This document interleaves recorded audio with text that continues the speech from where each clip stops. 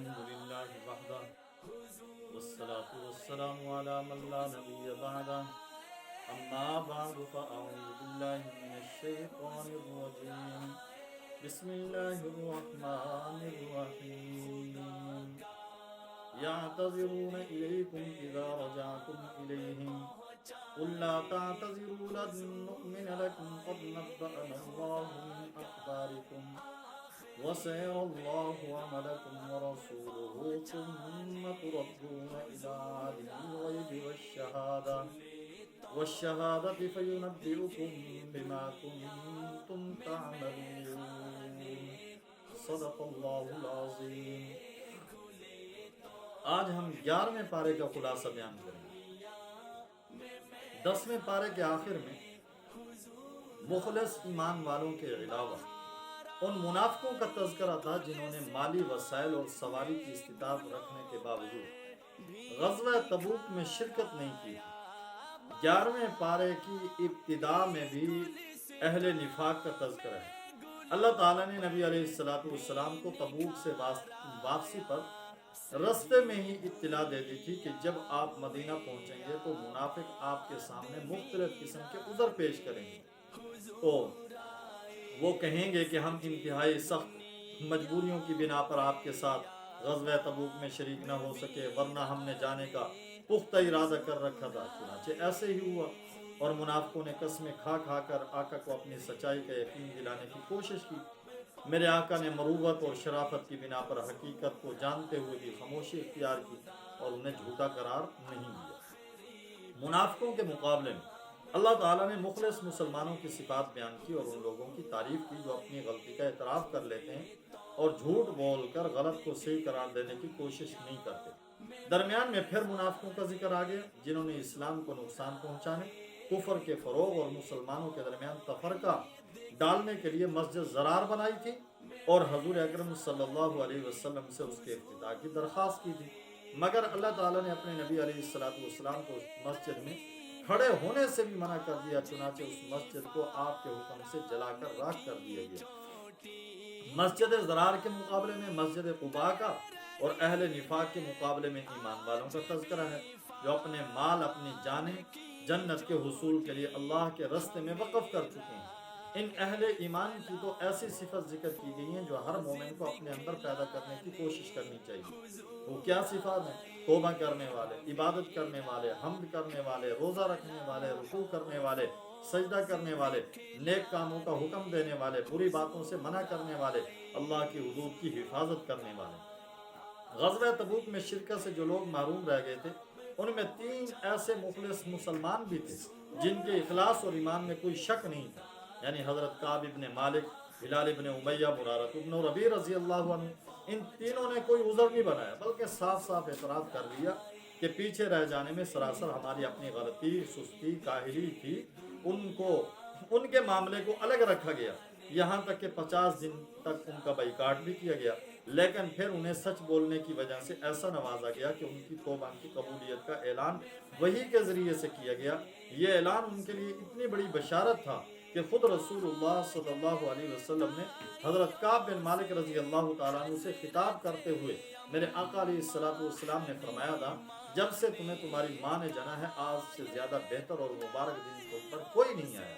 ان حضرات کی توبہ قبول کرنے کا ذکر آیت نمبر 118 اور 117 میں ہے۔ اگلی آیتوں میں ایمان والوں کو 4 باتوں کی تاکید کی گئی۔ پہلی یہ کہ وہ خفیہ علانیہ تقوی کو لازم پکڑیں، دوسرے یہ کہ وہ اہل نفاق سے دور رہتے ہوئے صرف سچوں کی صحبت اختیار کریں، تیسرے یہ کہ وہ رزق کی تنگی اور کشادگی میں اللہ کے رسول کو اپنے اوپر ترجیح دیں، چوتھی بات یہ کہ حقیقت میں اللہ کی طرف سے وعدہ ہے کہ ہر قسم کی عبادت اور اطاعت کا اللہ کی طرف سے اجر مل کر رہے گا، اور یہ کہ اللہ کے دین کے لیے جس قدر مشقت اٹھائی جائے گی اتنا ہی اجر و ثواب ملے گا۔ جہاد کی فضیلت اور اہمیت کے باوجود حکم دیا گیا کہ سارے مسلمانوں کو جہاد میں نہیں چلے جانا چاہیے، بلکہ کچھ لوگوں کو حضور علیہ السلام کی خدمت اقدس میں موجود رہنا چاہیے تاکہ آپ سے دین کی سمجھ حاصل کر سکیں۔ اسلام کو اپنی دعوت کی ابتدا میں جیسے دشمنوں کی طاقت توڑنے کے لیے جہاد کی ضرورت تھی، اسی طرح ان بنیادوں کی بھی ضرورت تھی جن پر اسلامی مملکت کی عمارت کو کھڑا کیا جا سکے۔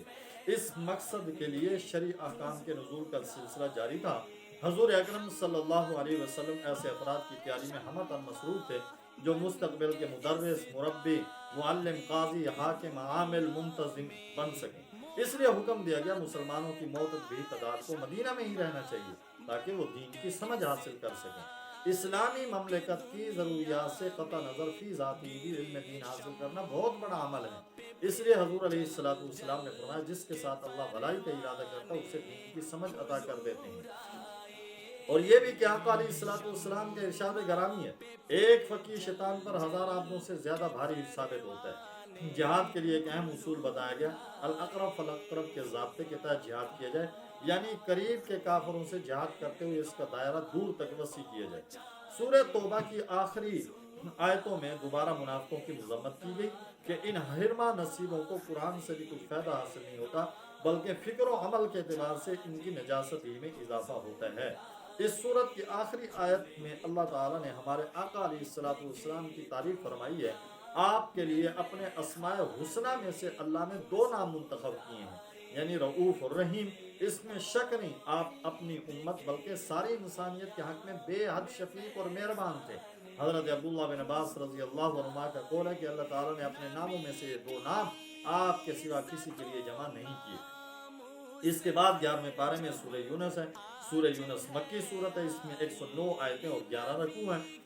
اس کو سورہ یونس کیوں کہتے ہیں؟ اس لیے کہ حضرت یونس علیہ السلام کی قوم کا واقعہ ذکر ہوا ہے، اس لیے اس سورت کا نام حضرت یونس علیہ السلام کے نام پر سورہ یونس رکھا گیا۔ آیت نمبر 98 میں بات ہے۔ اس سورت میں اسلام کے ایمان کے بنیادی ارکان عقائد خصوصاً قرآن کریم سے بحث کی گئی ہے۔ سورت کی ابتدا کتاب اللہ اور رسول اللہ صلی اللہ علیہ وسلم کے ذکر سے ہوتی ہے۔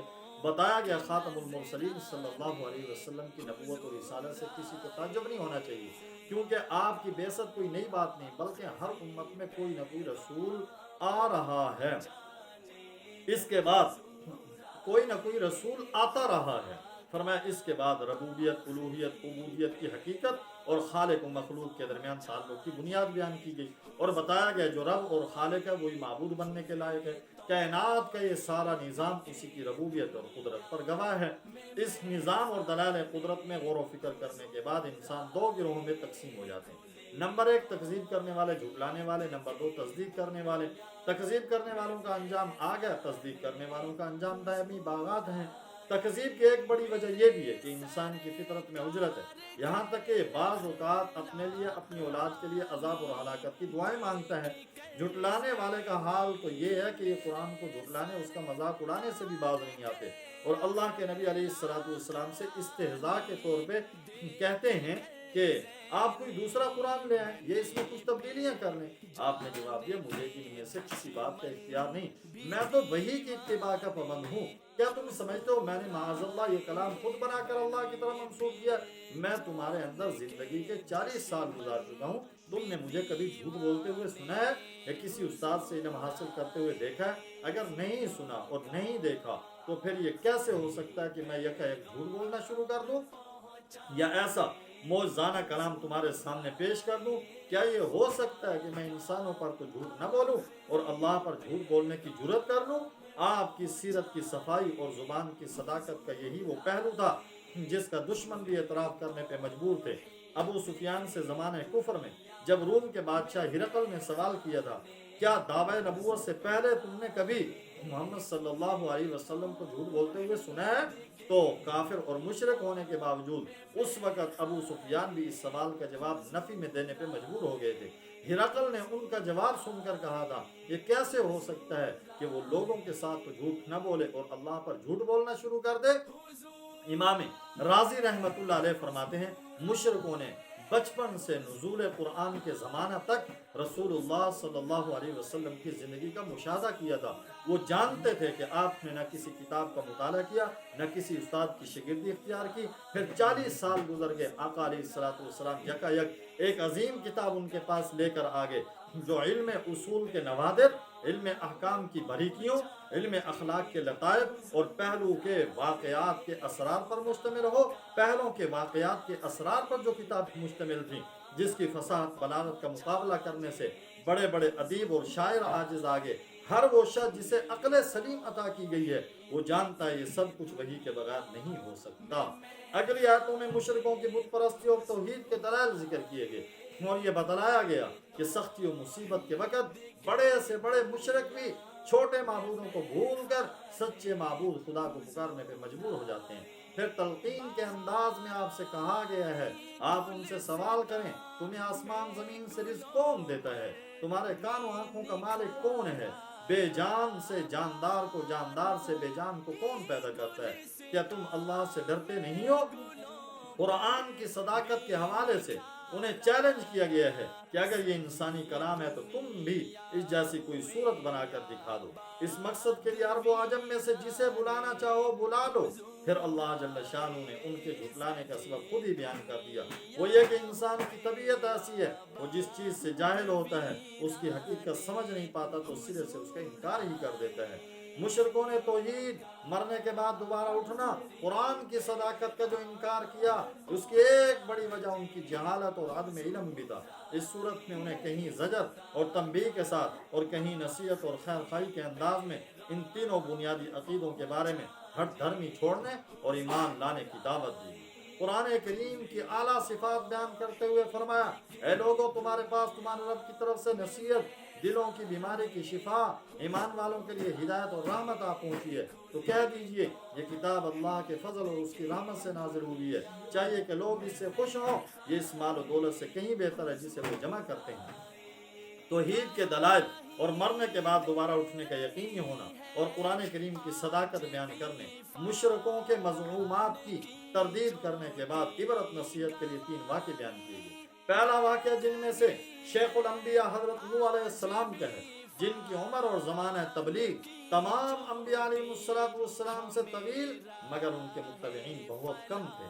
دوسرا واقعہ حضرت موسیٰ علیہ السلام، حضرت ہارون علیہ السلام کا بیان کیا گیا جنہوں نے فرعون جیسے خدائی کے دعوے دار کا مقابلہ کیا۔ تیسرا واقعہ حضرت یونس علیہ السلام کا ہے، انہی کے نام پر اس سورت کا نام رکھا گیا۔ قرآن کریم نے حضرت یونس علیہ السلام کا صراحتاً نام 4 جگہ آیا ہے اور 2 مقامات پر انہیں مچھلی والے کی صفت کے ساتھ ذکر کیا گیا ہے۔ وہ اپنی قوم سے مایوس ہو کر اللہ کے عذاب آنے کو یقینی دیکھ کر نینوا بستی کی زمین چھوڑ کر چلے گئے۔ آگے جانے کے لیے جب وہ کشتی میں سوار ہوئے تو کشتی والوں نے سمندر میں طغیانی کی وجہ سے انہیں سمندر میں پھینک دیا۔ ایک بڑی مچھلی نے حضرت یونس علیہ السلام کو نگل لیا۔ اللہ نے انہیں مچھلی کے پیٹ میں بھی زندہ رکھا۔ بالآخر چند روز بعد مچھلی نے انہیں ساحل پہ اگل دیا۔ ادھر یہ ہوا کہ ان کی قوم کے مرد، عورتیں، بچے بڑے سب صحرا میں نکل گئے۔ انہوں نے آہ و زاری، توبہ، استغفار شروع کر دیا، سچے دل سے ایمان قبول کر لیا، جس کی وجہ سے اللہ کا عذاب ان سے ٹل گیا۔ یہ 3 واقعے ذکر کرنے کے بعد مشرکوں کو تنبیہ کی گئی کہ اگر وہ کفر و شرک سے باز نہ آئے تو قیامت سے پہلے ہی ان پر عذاب آ سکتا ہے۔ حضور اکرم صلی اللہ علیہ وسلم اور مومنوں کو بشارت سنائی گئی ہے کہ اللہ کی مدد قریب ہے۔ یہ ہماری سنت ہے کہ ہم بالآخر ایمان والوں کو نجات دیتے ہیں۔ جیسے سورت یونس کی ابتدا قرآن حکیم کے ذکر سے ہوئی تھی، اسی طرح اس کی انتہا بھی اس سچی کتاب کی اتباع اور پیروی کے حکم پہ ہو رہی ہے۔ ارشاد ہوتا ہے، فرما دیجئے انسانوں تمہارے پاس تمہارے پروردگار کی طرف سے حق یعنی قرآن آ چکا ہے۔ جو کوئی ہدایت حاصل کرتا ہے تو اس ہدایت کا فائدہ اسی کو ہوگا، اور جو گمراہی اختیار کرتا ہے تو اس گمراہی کا وبال بھی اسی پہ پڑے گا، اور میں اللہ کے نبی تم پر وکیل نہیں ہوں۔ اے پیغمبر صلی اللہ علیہ وسلم آپ اسی کی اتباع کیجئے جو کلام آپ کی طرف وحی کیا جاتا ہے، اور صبر کیجئے یہاں تک کہ اللہ فیصلہ کر دے، اور وہ سب سے بہتر فیصلہ کرنے والا ہے۔ یہ 11ویں پارے کا خلاصہ تھا جو آپ حضرات کے سامنے بیان کیا گیا۔ دعا ہے اللہ رب العزت سے کہ اللہ تبارک و تعالی ہم سب کو قرآن کریم کے احکامات کو دل میں جگہ دینے کی، ان کو سمجھنے کی اور قرآن کریم پر عمل پیرا ہونے کی اللہ رب العزت ہم سب کو توفیق نصیب فرمائے۔ وآخر دعوانا ان الحمد للہ رب العالمین۔